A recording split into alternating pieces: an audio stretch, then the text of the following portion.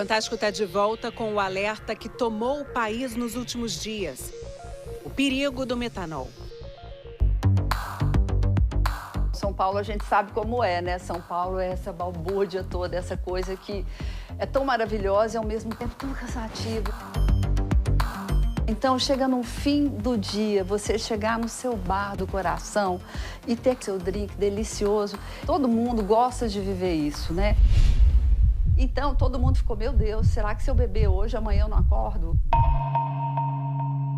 O aumento dos casos suspeitos de intoxicação por metanol provocou reações de autoridades em Brasília. O Rafael continua em coma desde o dia 1º de setembro, né? Eu não estou enxergando nada.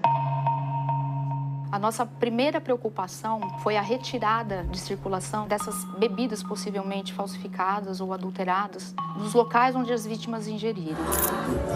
Uma das vítimas da contaminação por metanol é Bruna Araújo de Souza. Ela foi a um show de pagode com a Gabriela e mais 2 amigos e bebeu vodka com suco de pêssego. Na hora que chegou o combo, o balde, eles abriu e começou a fazer as doses.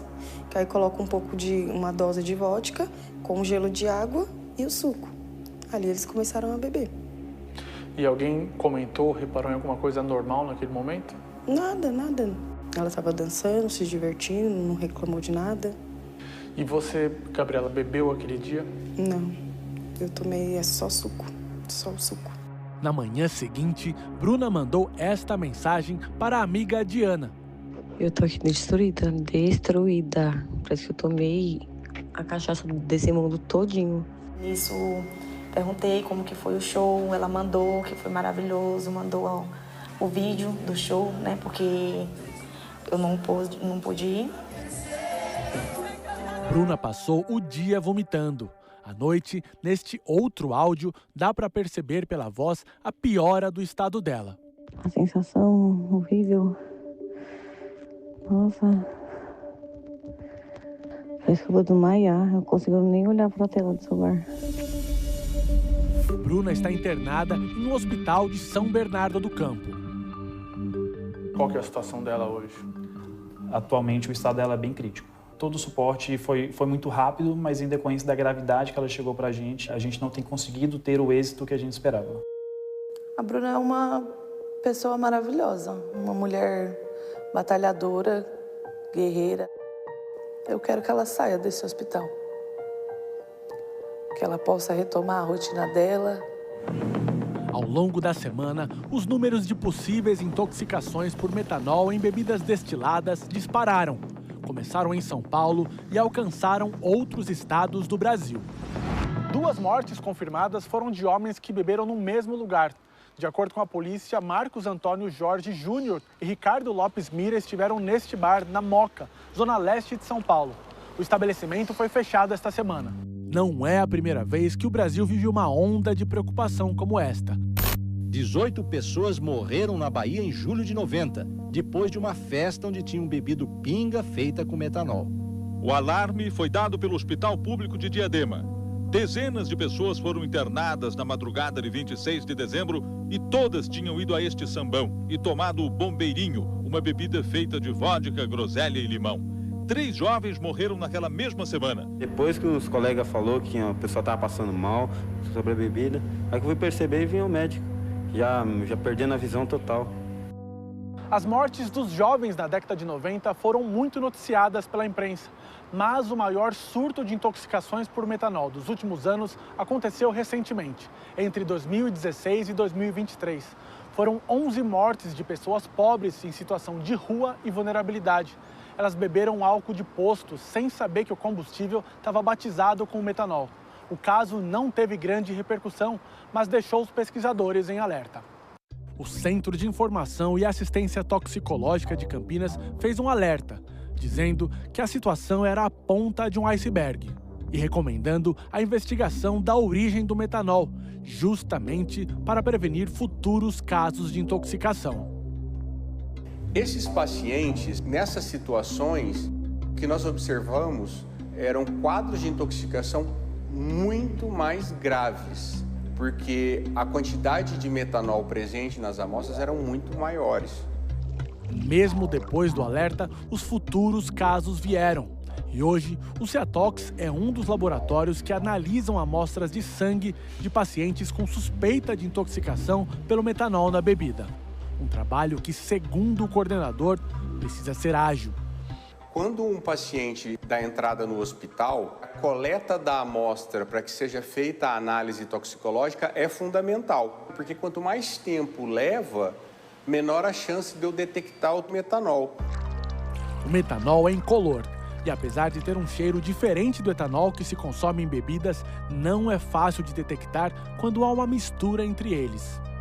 Tanto o metanol quanto o etanol são tipos de álcoois, né? As características químicas são muito parecidas dos dois, né? Então é difícil distinguir eles assim de uma maneira visual. Para fazer a identificação, né, entre o metanol e o etanol, a gente utiliza técnicas cromatográficas. A equipe do laboratório separa 2 amostras, uma com vodka pura comum e outra batizada com metanol.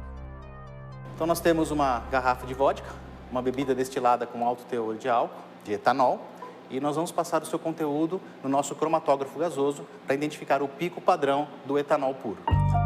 O primeiro resultado sai em poucos minutos. Nessa bebida comercial, não há traços de metanol em sua composição. Quando a amostra batizada vai para análise, o gráfico mostra um pico que não aparecia no teste anterior. E acabamos de identificar aqui a presença do metanol, ainda que em pequenas quantidades, algumas gotas, adicionado na bebida comercial. Mas foi o suficiente para o aparelho detectar a presença dessa substância. O cromatógrafo consegue detectar o metanol, mas a pessoa que ingere a substância não. Em até 24 horas, surgem sintomas que podem ser confundidos com os de uma ressaca, como náusea, cólicas e dores abdominais. A visão fica turva, a pessoa sente tontura e pode ter alterações de consciência. O sangue fica mais ácido, o fígado é atingido, e também a medula e o cérebro. O metanol ainda afeta os pulmões, causando insuficiência respiratória. Além disso, o nervo óptico é danificado, levando em alguns casos à cegueira. Esse paciente ele pode evoluir também para um quadro de crises convulsivas, coma e até mesmo óbito. O tratamento pode parecer estranho, mas é semelhante ao que foi usado pelos médicos nos casos de 30 anos atrás. Os médicos usaram como antídoto cachaça. Ele recebe aquilo pela sonda nasogástrica. Os que estão melhores a gente deu em copinhos. O repórter Álvaro Pereira Júnior, que também é químico, explica em detalhes pra gente. Olha o metanol aqui. É uma molécula de um carbono só, pequenininha, daquelas que conseguem entrar em vários tecidos do nosso organismo. O metanol em si, ele não é tão tóxico. O problema é que quando ele entra no nosso organismo, vai para o fígado e no fígado ele é transformado em outras substâncias. E essas sim fazem mal para a gente. Entram em ação, então, os antídotos. O principal é chamado fomepizol. Lembra que eu falei que o metanol é transformado no fígado em outras substâncias? Então, quem faz essa transformação são proteínas especiais chamadas enzimas. Quando o antídoto, o fomepizol, é dado pelo médico no paciente, ele vai para o fígado e ele gruda nas enzimas do fígado. Então, quando o metanol chega, ele não consegue atingir as enzimas. Então, ele não é transformado em substâncias mais tóxicas. Ele fica ali circulando e depois é eliminado pelos rins na urina. Mas nem sempre o fomepizol está disponível ali no pronto-socorro. Então, sabe o que os médicos usam? Eles usam o etanol, que é o álcool que existe nas bebidas. O médico calcula a dose de etanol, que pode ser dada até na veia, e aí o mecanismo de ação é muito parecido com o do outro antídoto. As enzimas do fígado gostam mais do etanol do que do metanol. Não tem como o metanol chegar lá também para ser transformado em outras substâncias. Mas uma coisa importante, a administração dos antídotos, seja o fomepizol, seja o etanol, só deve ser feita sob rigorosa supervisão médica. Beleza? O principal antídoto, o Fomepizol, não estava disponível no Brasil. Ontem, o ministro da Saúde, Alexandre Padilha, anunciou a importação de um fornecedor do Japão. Conseguimos fechar, junto com a Organização Pan-Americana de Saúde, a compra e a entrega de 2.500 tratamentos do Fomepizol. Se o antídoto foi providenciado, a causa de tudo isso ainda é desconhecida. Nós trabalhamos em duas vertentes. Ou de que houve a intenção na adulteração das bebidas, ou que houve uma falta de cautela, um erro culposo, uma falta de cuidado na fabricação. Para quem estuda esse tipo de substância, a hipótese de adulteração intencional em uma fábrica clandestina de destilados é muito mais provável. Certamente é um caso de adulteração, né, porque de maneira controlada, né, de maneira fiscalizada corretamente, não tem quantidades significativas para oferecer risco ao consumo humano. Entre 2022 e 2024, as autoridades brasileiras fecharam, em média, uma fábrica ilegal de bebida falsificada a cada 5 dias no país. O que é que está acontecendo de ruim são bebidas falsificadas, fruto da atividade criminosa. O produto legal é perfeitamente confiável e sério e o consumidor pode consumir tranquilamente e consome, né? Tanto que essas empresas vêm trabalhando desde sempre no Brasil. Para mostrar como é o processo correto de fabricação de bebidas, o Fantástico veio a uma destilaria no interior de São Paulo. Aqui são produzidos gin, vodka, rum, cachaça e licores. Em média, mais de 200 mil litros por ano. Começa aqui. Nesses tanques a gente coloca, por exemplo, caldo de cana, melaço de cana, arroz, milho, cevada, né? E através de enzimas ou de leveduras, a gente transforma o açúcar dessas substâncias em álcool. Essas bebidas, se bem fermentadas, já têm uma formação nula ou quase nula de metanol, e essa etapa o elimina 100%. O fabricante ajusta o teor alcoólico dentro dos padrões permitidos e, em seguida, a bebida vai para as garrafas. Essa aqui, Guilherme, é uma envasadora automática de 500 garrafas por hora. Então a gente pega a garrafa nova, certo? Isso é muito importante, porque a legislação brasileira toda está baseada em garrafa nova. Por fim, é colocado um selo da Receita Federal como este, impresso em papel moeda. É ele que garante a procedência e permite rastrear a garrafa em caso de problemas.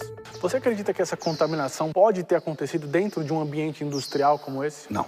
Certamente é por adulteração. Numa fábrica como a nossa aqui, né, cumprindo os processos, jamais eu conseguiria fazer uma bebida com essa concentração de metanol. Por isso, na outra ponta, o bar, o cuidado também precisa ser diário. Lili fabrica o próprio gin e diz escolher bem os fornecedores das outras bebidas. Sempre, qualquer compra deve ser feita apenas com os revendedores homologados, porque a gente está tratando com outras pessoas da saúde delas, porque é sua responsabilidade. O que você espera agora? Eu espero por justiça, que as medidas sejam tomadas para que não aconteça com outras pessoas. Que eles encontrem os responsáveis por isso, que destruiu com a vida dela.